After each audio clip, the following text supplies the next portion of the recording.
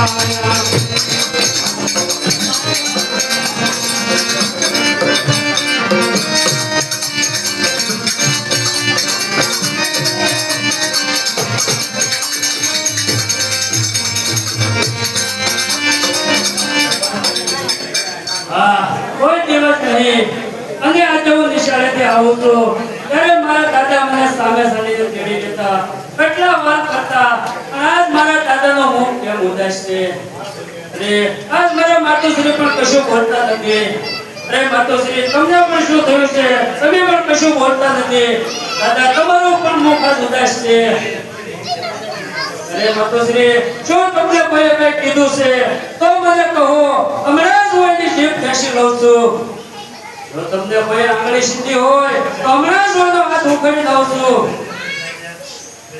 હું રે નિશાળે ભણવા ગયો તો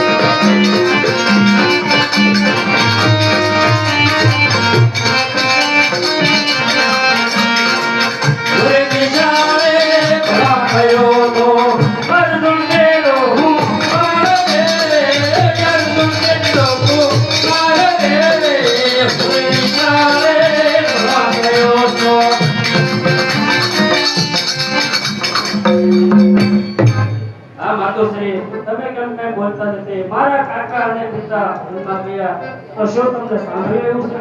અરે નહીં બેટા, તને જો અને મને મારું બધું દુઃખ ભૂલાઈ જાય છે બેટા. એ તો મને કદાચી ન સાંભળી આવે, પણ બેટા કહું છું કે તારા પિતાજી કાકા અને દાદા વનમાં ગયા, પછી આપણે દાદા વિદુરને ત્યાં રહેવા આવ્યા.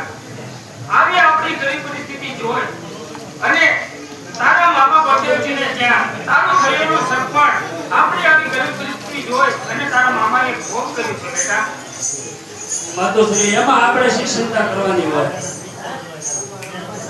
હા બેટા, એમાં ચિંતા તો ન કરવાની હોય, પણ આપણને બાળવા માટે તેને દીકરી તો દીધી, પણ આપણા સામા પક્ષવાળાને દીધી.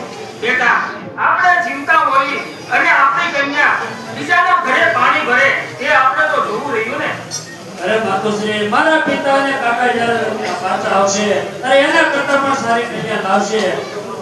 અને આપણે નજરે જોઈએ એમાં આપણે એટલો બધો વિલાપ શા માટે કરવો જોઈએ? અને બેટા, એ બધી વાતો બરાબર છે, પણ આપણે ચિંતા જીવ આપણે કન્યા બીજા પાણી ભરે એ જોવું રહ્યું. અને વળી ક્ષત્રિયોનો ધર્મ છે અને શાસ્ત્રમાં પણ લખ્યું છે કે સંગ્રામ થઈને પર આપણે કન્યા લાવશે. હવે જો બેટા એ કન્યા મને લાવી આપ તો જ મારો દીકરો, નહીંતર તો સાવ દીકરી જેવો છે, દીકરી જેવો. શાંતિ રાખો.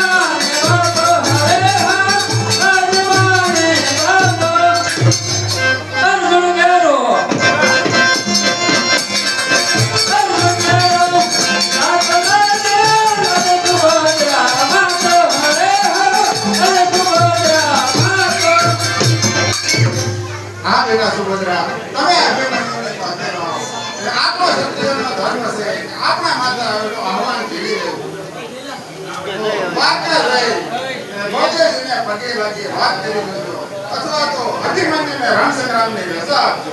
સાજો રાય આપજો.